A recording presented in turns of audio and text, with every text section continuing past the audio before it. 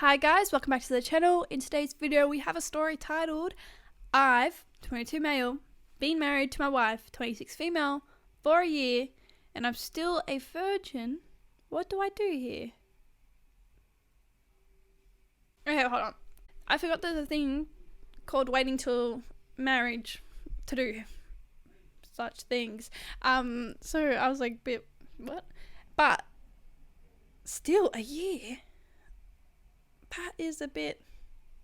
Anyways, before we get into the video, I just want to remind you of the Patreon channel. The link is in the description if you want to check it out. I get to read more stories over there, especially explicit ones, things I can't say on YouTube. So if that sounds interesting to you, head to the link down in the description, check it out, and yeah, with that we'll get straight into the video because I'm interested. I'm not sure if this is the right place for this or not, so I apologize if it isn't.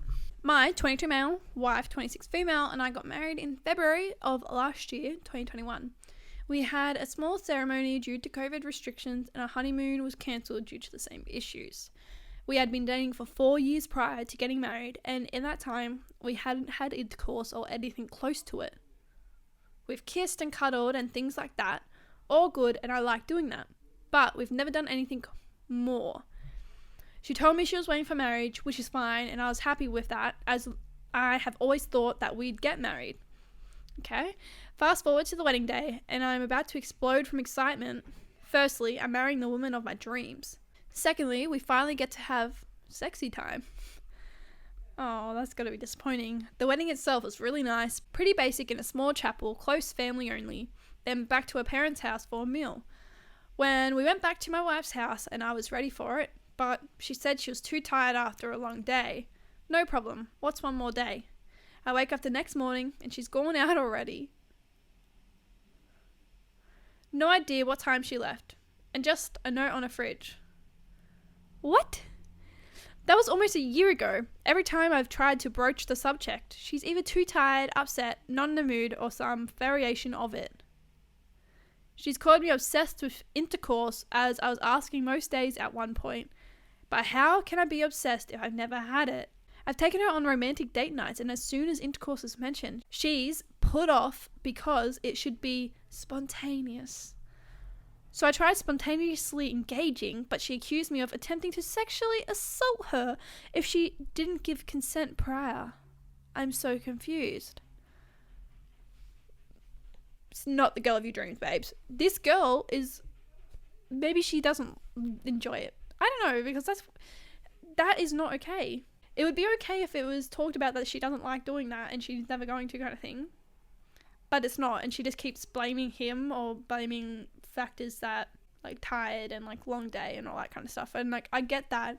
But for a year, there's only so much you can use that excuse for a year, babes. And even just the fact that she left the day after their wedding and left a note, that is so weird. I'm sorry, that is really weird. She don't even want to spend all day unless you had to go to work and, like, you had no money and you had to do it. Yeah, but that was already a known thing. If he doesn't know where the hell you went, why are you gone that so fast? Like, you should be waking up together on the day after your wedding. Like, it's the first morning together as a married couple. That is weird. And the fact that she's literally accused you of sexually assaulting her, and then she's making excuses for something. There's gotta be something that I've grown closer with one of her friends over the last few years. Brackets, I'm also good friends with her younger brother. And I was out for a coffee with her during the week, and she asked about the bedroom life and how it was going. Brackets, something she talks about with reference to herself, but I often deflect when she asks about my experiences. When I confessed that we have never done anything, she was really shocked. I thought, who wouldn't be shocked about a married couple where they're both still virgins? But no, she was shocked because our friend, my wife, was incredibly promiscuous before she met me and had done all sorts of things with all kinds of different people. She estimates at least 14 lovers that she knows about. This has left me even more confused. Am I just undesirable? Why did she marry me if I'm not attractive? I waited 4 years to get married and to have intercourse with the woman that I love, and now I'm still waiting? Any advice would be greatly appreciated. So he's actually 22 because there's an edit saying that he's birthday's in late January, so he's 22. Anyways, doesn't matter. There's something up. That's really weird. Like, if there's a discussion saying she doesn't have intercourse anymore, like, at all, then it'd be different. But the fact that they've been together for 5 years, married for 1, is very concerning. Very, like, my brain automatically goes, she's cheating or something, only because of all the stories I read on here. But I don't know. There's an update, and it says trigger warning. So let's just start reading. Hopefully it's not too bad, because it says trigger warning.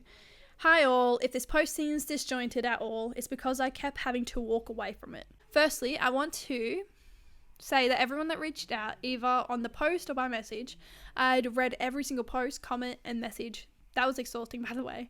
And I appreciate everyone that was thoughtful and wasn't rude.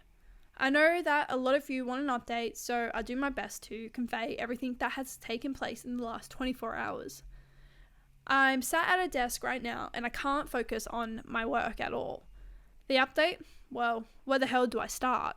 I sat down with my wife on Sunday. She spent the days at her parents' house on a Saturday, which I realise now that I'm writing this, ramifications of that. At first, she was totally unreceptive. I asked that she just listen and let me talk, and then take a few moments to consider her response. She agreed.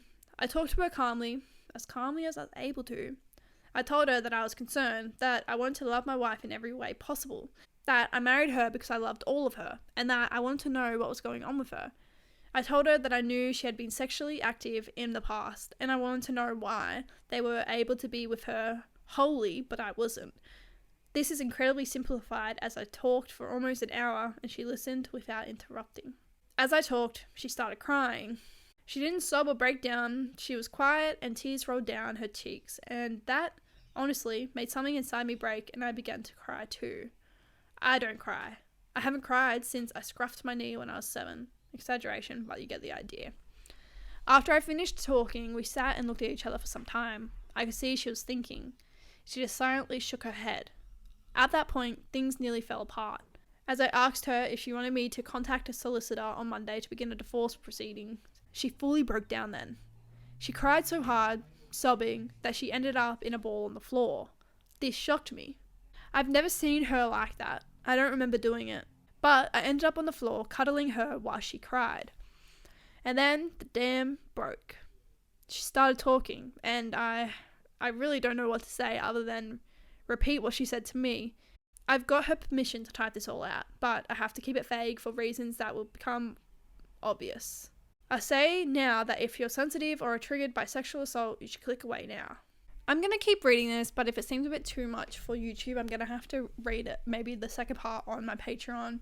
I don't know. We'll see. I'm just going to read it. Like he said, and like I'm saying right now, there's a trigger warning for sexual assault. About to start reading into it, and I think it's to do with minors as well. So her dad, from here on I'll call him Dave, isn't her real dad. Dave came into her life when she was about 7.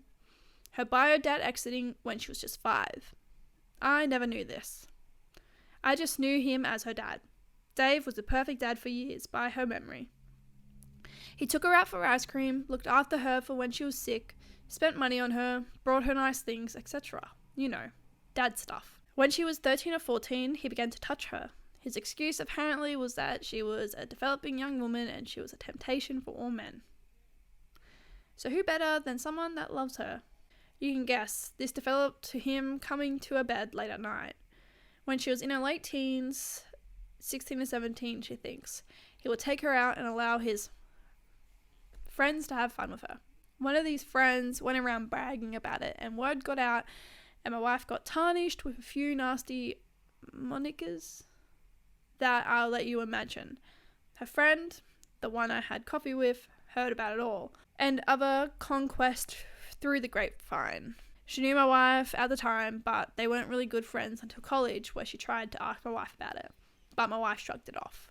I asked how the friend knew, as it was confused me somewhat. When she was about to head off to university, Dave brought a house around the corner from his for her to live. This is the house we have been living in for the past few years. He would make regular visits to her and keep financial control over her bank account, and the fact that he owned the house. Dave wasn't happy when my wife met me and insisted that she not to sleep with me. Me being a virgin made the sell easier, I guess. He threatened to expose her and to kick her out of the house and cut her off. This continued until our engagement. I actually asked that man for his daughter's hand in marriage, and he acted thrilled. He even gave me an expensive bottle of whiskey to celebrate. What the? Dave promised my wife that he would end the arrangement when we got married, and even give her a parting gift by transferring the house into her name and giving her a cash present. Safe to say, that didn't happen. He decided that she was too good for me. On our wedding day, he demanded a blowjob off her and told her to come over the following day, which is where she was. He told her while he was graping her that he wouldn't tolerate another man using her body, and that I wasn't allowed inside her. After he was done with her, she left and cried all day and even thought about ending herself. When I heard that, I very nearly lost it.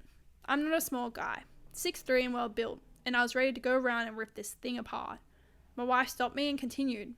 Her swimming, although some think she was using it as a cover, was legit.